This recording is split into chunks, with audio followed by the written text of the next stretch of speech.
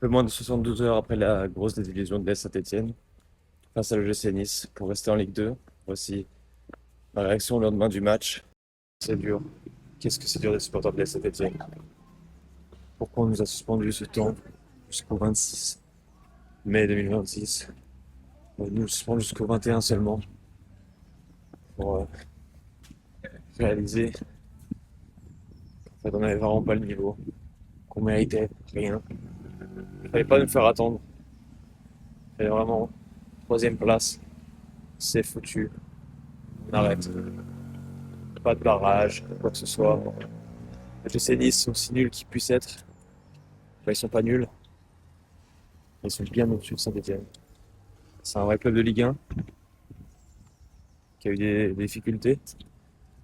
Saint-Etienne, ça vaut vraiment pas grand-chose à côté. On donnait l'illusion au match aller avec ce 0-0. On n'a rien proposé de spécial. On a réussi à proposer notre stade incandescent à Geoffroy Guichard et une ambiance. Comme toujours, je n'aurai pas d'adjectif, de superlatif. Vous savez, ça a fini sur un 0-0 pour rejoindre Nice 3 jours plus tard. Ce stade vide, on avait cette chance-là que les Niçois aient assez merdé pour offrir un huis clos à Saint-Etienne. Une ville qui, dans la logique de l'espoir, de notre couleur verte, pouvait nous laisser penser qu'on aurait plus de chance puisque les supporters de GC en majorité ne seraient pas là pour pousser leur équipe. Mais en même temps, on pourrait très bien penser qu'ils ne seraient pas là pour mettre la pression à leur équipe qui déjà est dans le mal. Mais ils ont montré une belle performance au final de Coupe de France qui, grâce au RC Lens, leur a donné confiance. Et sur le retour, ils récupéraient Eli Wahi, qui n'était pas là à l'aller, leur buteur. Et ça s'est vu, doublé d'Eli Wahi en fin de match. Et ce que je voyais de loin sur mon téléphone, parce que je n'avais pas envie de me poser devant tout seul à souffrir, j'ai peut-être bien fait, c'est que on prenait des buts sur contre-attaque, il n'y avait personne derrière. Comme si, on pouvait se le permettre, comme si notre attaque était suffisamment efficace, pardon, pour en mettre des buts, en mettre plusieurs. Résultat des courses, on égalise à un moment donné, faire 1-1 sur un penalty, et on se prend 4 buts dans le jeu, malgré tout. Ce foutu penalty qui nous fait plaisir, parce qu'il nous redonne espoir, il est là pour nous faire encore plus souffrir ensuite. Un espoir inutile, encore une fois, parce qu'on est assez fou, assez amoureux, faut toujours espérer. Chaque année, je me dis j'arrête. Et là, en toute honnêteté, je vous le redis, en sachant pertinemment que c'est faux, et que je mens d'avance, que je replongerai dedans à la première seconde, à la première occasion.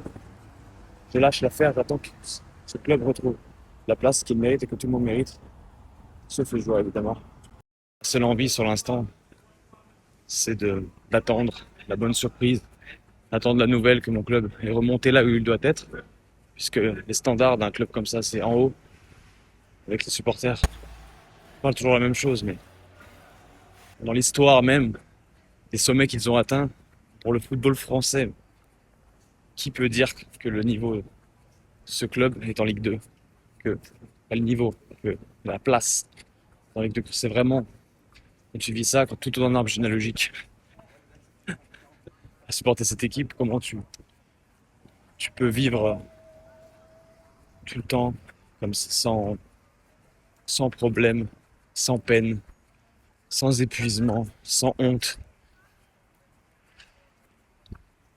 Quand ton club est à ce niveau-là, qu'il te, qu'il te donne de l'espoir tout le temps, évidemment, parce que c'est là pour ça aussi, mais qu'il te fait honte à ce point. À chaque fois qu'il y a de l'espoir, il arrive et il te fait honte. Le rachat, il y a 2 ans maintenant, lorsque le club remonte en Ligue 1 après être descendu pendant 2 saisons.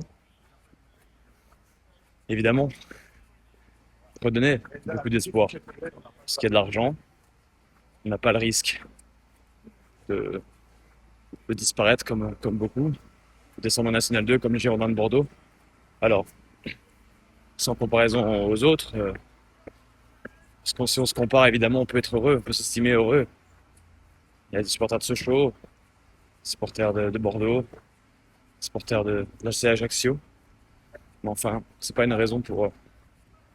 C'est pas une raison, simplement. C'est dur de voir son club tous les jours affronter d'autres qui sont des clubs de deuxième division, de division inférieure.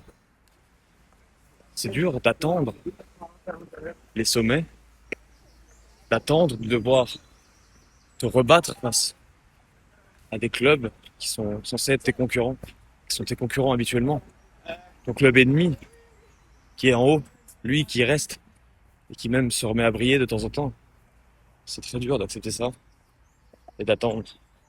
Et quand on te donne l'occasion de remonter, comme ça, peu importe l'adversaire, OGC Nice, AG Auxerre, FC Metz, peu importe, si tu n'y crois pas, ça sert à rien, donc tu y crois. Et évidemment, bah, tu as forcément le risque d'être déçu. OGC Nice, dans tous les cas, est à un niveau supérieur, mais ça jouait sur 2 matchs, on pouvait faire d'une certaine manière. Du coup, il va falloir attendre encore une saison avant de retourner au stade. Une saison ou deux, on sait pas même pas. C'est ça c'est qu'on sait même pas en fait. Donc il va falloir attendre pour retourner un jour côtoyer les amis marseillais, les ennemis lyonnais, les amis lensois,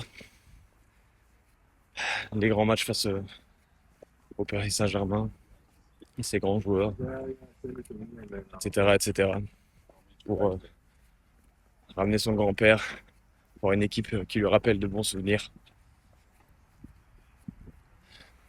Après les 50 ans de 76, un bel échec et un second échec, puisque après le rachat, on est descendu. On n'a pas réussi à remonter en ayant l'effectif le plus cher. Avec Saint-Étienne, on sait plus de quel bois se chauffer. Je disais donc qu'on était l'ogre financier de Ligue 2. Ça a été un échec en gardant aussi Orneland, l'entraîneur qui n'a pas réussi à nous maintenir en Ligue 1. On l'a gardé encore un peu en Ligue 2 jusqu'à le virer, mais lui laisser quand même un autre match, un dernier, que l'on perd contre Boulogne. Des défaites contre 3, Rodez, des concurrents à la montée. Défaite contre Bastia au pire moment de la saison. Après, malgré tout, avoir fait un 5 à la suite avec l'arrivée de Montagnier, 9 matchs sans défaite. Une défaite au pire moment, donc c'est mérité. Il faudra l'année prochaine que la direction soit plus présente et arrête de sous-estimer le championnat français, comme elle l'a sous-estimé 2 fois sur les 2 divisions. Donc des choix forts à faire. Cette vidéo est chaotique, comme la saison de la Saint-Etienne. Des plans, veux-tu en voilà. Des tenues en veux-tu en voilà. Le son, bah, exécrable, qui pète les oreilles comme Geoffroy Guichard. Un troisième échec de la direction et du club. Si on ne remonte pas la saison prochaine, pourrait être fatal. Et ce serait un échec même si l'on remonte, on redescend, parce que le club est bâti structurellement, normalement, surtout financièrement. Là, je dois mettre l'argent qui compte, mais enfin, quand même, quand on met de l'argent, il faut se servir. On devrait y rester, donc si on remonte, il faut remonter absolument, c'est évident, comme l'année dernière. La, la patience des supporters pourrait avoir ses limites, même si elle semble illimitée, ce qui est toujours impressionnant même en tant que supporter du club, sachant que c'est la plus grande ferveur d'Europe, peut-être la plus grande de France, on a pu le voir, parce qu'en Ligue 2, le stade était plein sur les 5 derniers matchs, mais plein à complet, malgré qu'il y ait jusqu'au bout la grande chance qu'on ne mange pas. Il faut rendre à cette ferveur ce qu'elle mérite, encore une fois, je le répète. Donc, allez les Verts, c'est tout.